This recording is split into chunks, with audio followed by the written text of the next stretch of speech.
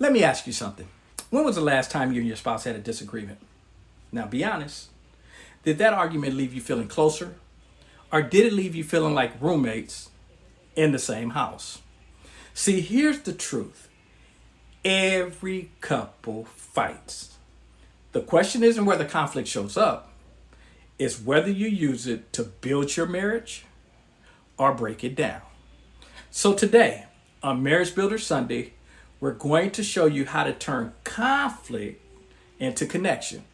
We're talking about the good fight, how to disagree respectfully, fight fair, and walk away stronger as a team. So if you've ever left a fight thinking we're on opposite sides, again, stick with me, because by the end of this episode, you'll see the real power is learning how to fight together. So welcome back, Uplifting Life Partners, to Simplified Uplifters Marriage Mastery Podcast, cultivating extraordinary connections. The podcast dedicated to giving you the tools to build, repair, and strengthen the foundation of your relationship so you can have a stronger, more joyful, and resilient marriage. And I'm your host, Ron Simplified Myers. Let's ignite possibilities together. So this is our Marriage Builder Sunday episode, and today we're diving into the topic, the good fight, how to disagree respectfully and resolve conflict as a team. A topic that every couple faces, but few actually master. Yes, even the best marriages have disagreements. The difference isn't whether you fight, it's how you fight. So on Wednesday, in our Self-Love Wednesday session, we talked about reclaiming your no, holding your ground without guilt. And today, we're taking the next step. We're learning how to bring that same healthy boundary into your marriage so that conflict becomes a tool of growth, not a weapon of destruction. So grab your tea, grab your donuts, grab your partner, and let's talk about how to turn conflict into connection. So before we go any further, I want to say this again, loud and clear. Conflict in marriage is not a red flag. It's not a sign of failure. It's actually a sign that you're two unique people who care deeply. Because if you didn't care, you wouldn't even bring it up. So again, when was the last time you and your spouse had a disagreement and you thought to yourself, wait, the fact that we're even talking about this means we both care. That's worth noting. So marriage brings together two different histories, two different sets of values, two different personalities. And honestly, that's a recipe for sparks, and not just the romantic kind. Again, have you ever found yourself in an argument and thought,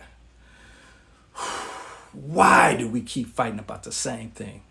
Ooh, you're not alone.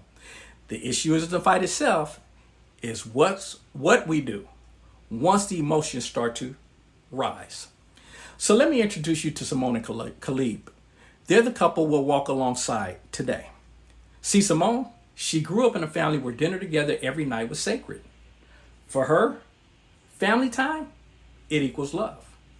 Khalib, on the other hand, he feels the pressure of providing. His instinct is to put in more hours at work because to him, financial stability equals love. So what happens? Simone says, you don't care about us anymore. All you do is work.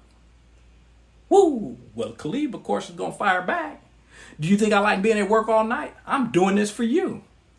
Whew. Pause for a second.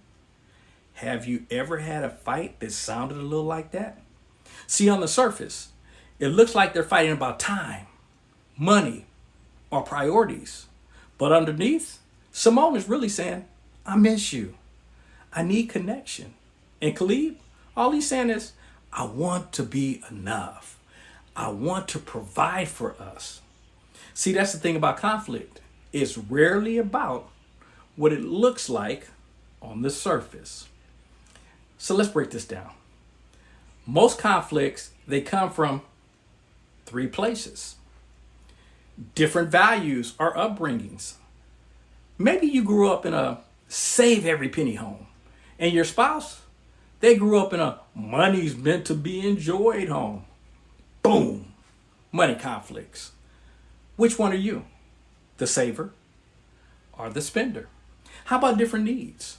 One of you might crave the quality time while the other desperately needs space to decompress. Neither's wrong, but if you don't talk about it, it feels personal. What's your default when you're stressed? Do you lean in for connection or do you pull back for space? How about different stress responses?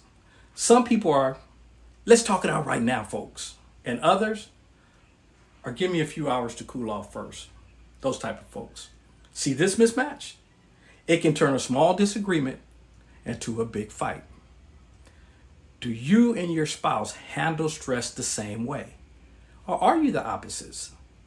See, these everyday fights that I'm getting ready to talk about, I know you'll be able to recognize some of them. How about chores? One wants the dishes done right after dinner. The other says, it can wait until tomorrow. Woo! When was the last time something that simple like dishes or laundry had turned into something bigger in your home? How about parenting styles? One parent enforces bedtime at 8 o'clock p.m. Sharp. The other's more relaxed. Both want what's best for the kids, but the clash, it shows up in an argument. How about social life? One of you loves going out with friends. The other one, they love staying home. And without communication, one person feels rejected and the other feels smothered. See how all these are really about deeper needs, not just a surface issue?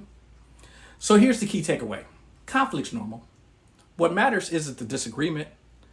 What matters is how you show up again when the emotions start to rise. So here's my question for you. The next time you and your spouse get into a disagreement, will you attack each other? Or will you take a breath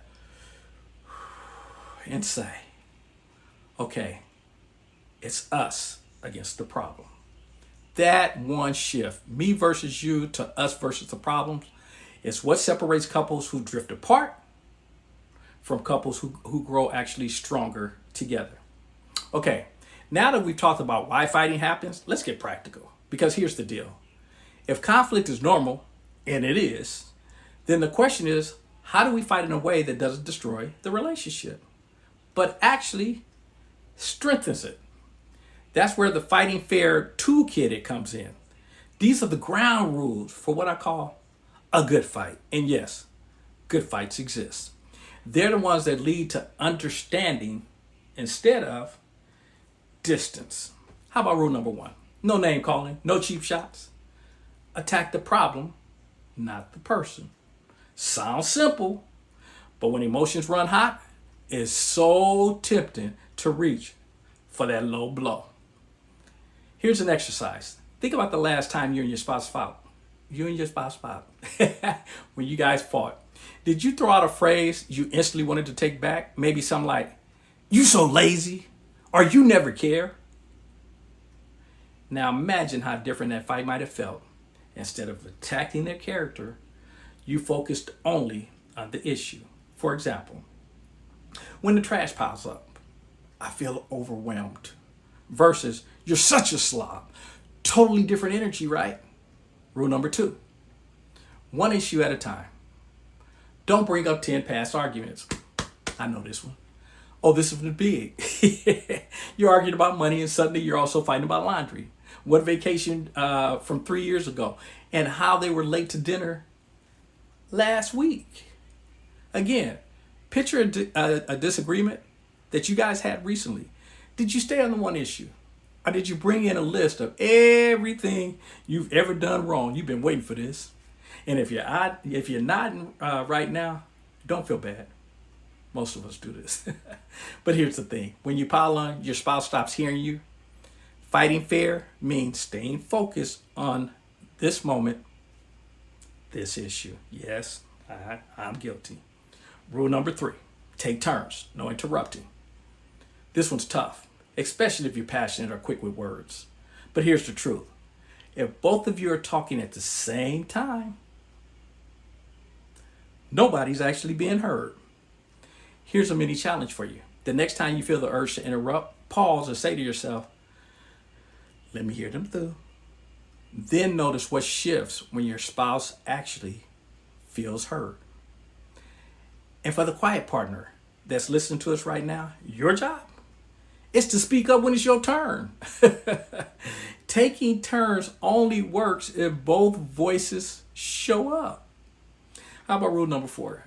Timeouts are allowed. Step away if emotions get too heated. Sometimes the most loving thing you can do is hit pause. That's not abandonment. That's protection. So if you and your spouse had a safe phrase for timeouts, what could it be? Something simple like, I need 10 minutes. Or, let's circle back. Imagine how many arguments could be spared from saying things you regret if you had permission to just breathe before responding. So let's bring back Simone and Khalid back in here. Here's the wrong way that their fight, it might sound. Simone says, you always put work before me. You don't care about this family. Now notice, you always, you don't care. That's character assassination. It paints Khalid as the villain. So here's the right way. Simone, when you work late night, 3 nights in a row, I feel lonely and overlooked. Same situation, same frustration, but instead of blame, Simone is revealing her heart.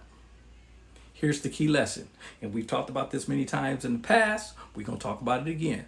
I statements versus you accusations. That's the golden rule of a good fight. You swap out the you accusations for I statements. This is something, again, that we've talked about, but it still holds a great place in this conversation.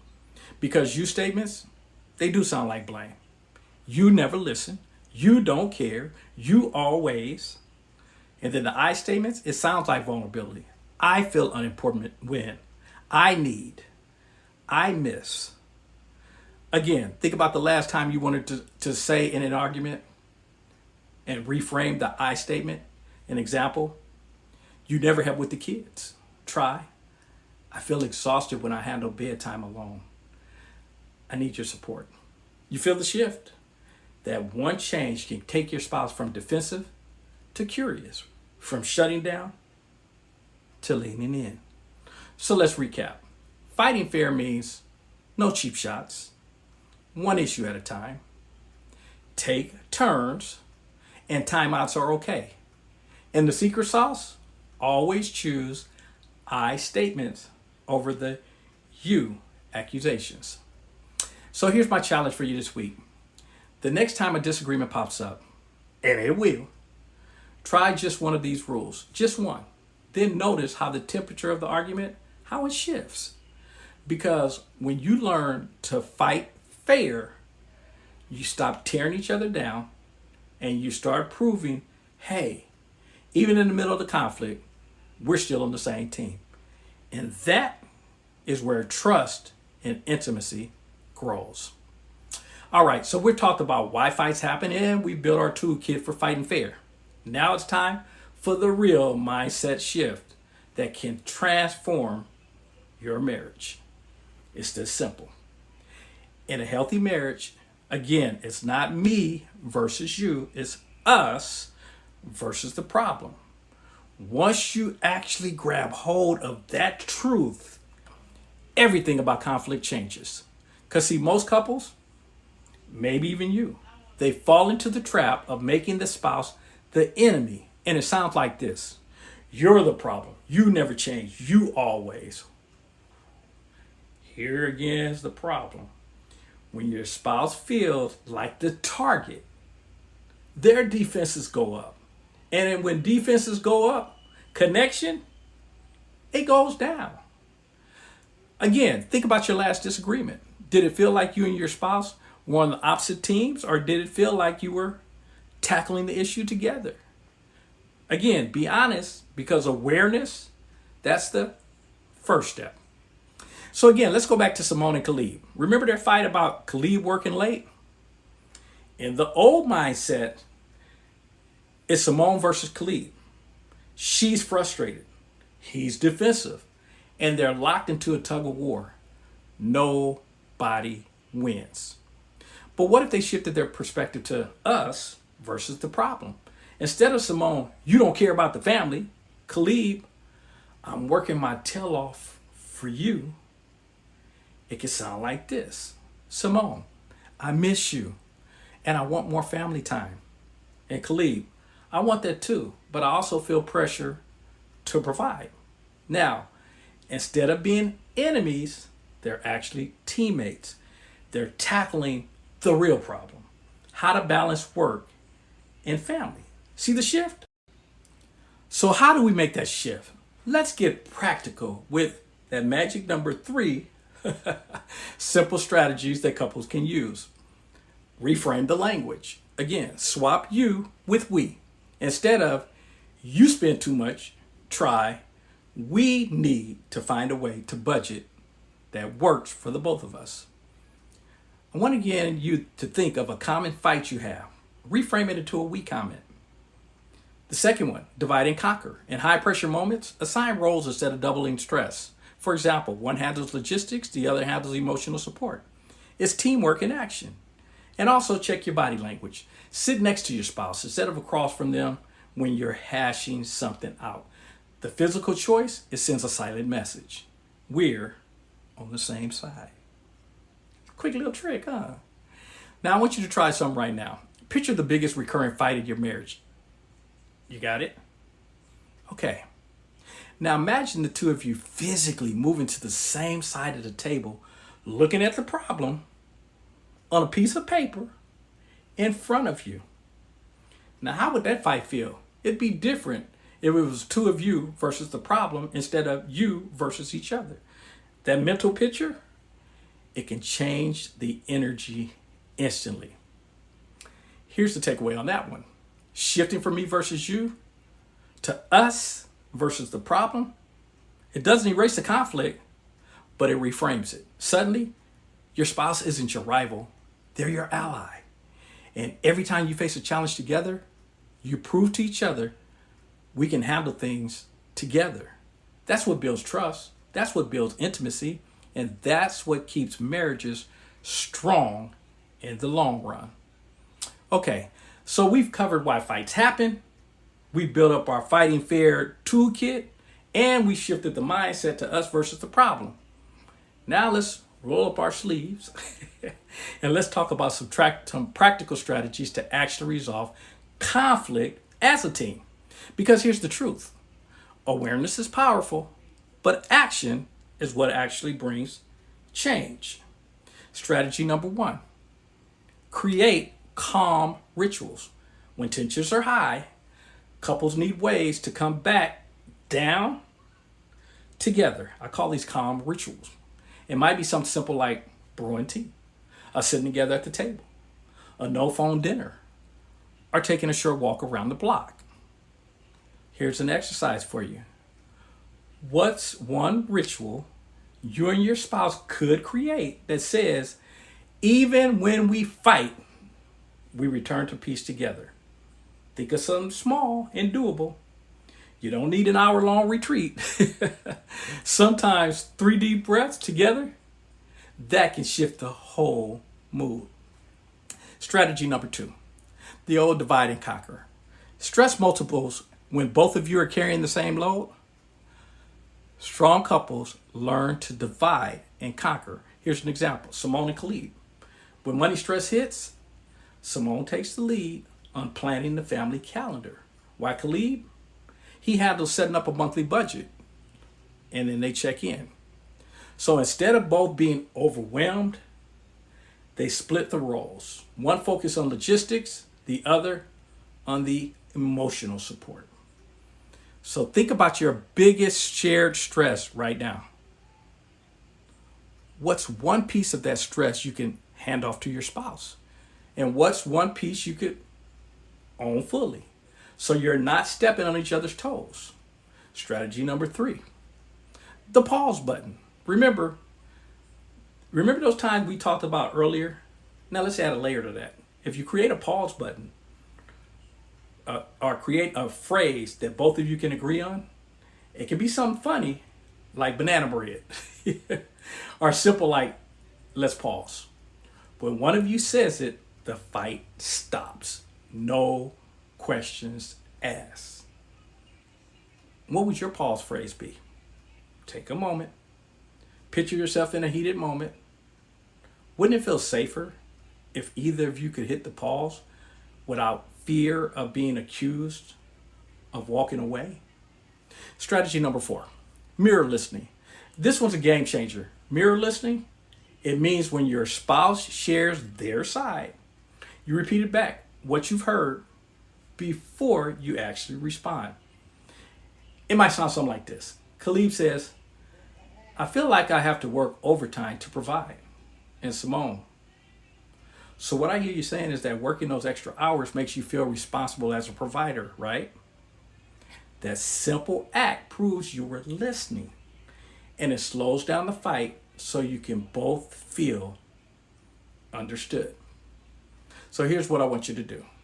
Try this the next time your spouse says something in conflict. Don't respond. Don't defend. Just repeat back what you heard. And then ask, did I get that right? Whew. You'll be amazed at how much lower the temperature just became. That last one, it feels small, but folks, it's huge. Always end a disagreement with something you appreciate about your spouse. It can be, thank you for being honest with me. I know this was hard, but I love that you stuck it out with me. Because gratitude, it resets the tone. Even if you didn't solve everything, you reminded each other we're still on the same team. So what's one thing you can thank your spouse for even after a disagreement? Maybe it's their effort, their patience, or simply the fact that they stayed in the conversation. See, let's go back to Simone and Khalid one more again. Instead of staying stuck in, you don't care about me, they tried the toolkit. Simone said, when you work late 3 nights in a row, I feel lonely. Khalid listened, mirrored it back, and then he explained, I want to be with you, but I feel pressure to provide. See, they divided the problem. Simone suggested family dinners at least 3 nights a week, non-negotiable. Khalid agreed, and they both committed to checking in on the financial monthly, so the financial pressure wasn't just on him. Did they solve everything in that one night? No, you guys know better than that. But they walked away with a plan, and more importantly, they walked away still connected. So here's the big idea. Conflict, it doesn't have to be a wedge that pushes you apart. With calm rituals, divide and conquer, pause buttons, mirror listening, and that gratitude, you can actually use conflict as a tool to grow closer. And I want you to try this. Pick just one of these strategies and practice it this week. Not all 5, just one. Now, you can do all 5 if you want to. No, but just take one and watch how it shifts the energy between you and your spouse. Because marriage, again, it isn't about avoiding conflict. It's about learning how to face it together as a team. Wow. We've covered a lot today.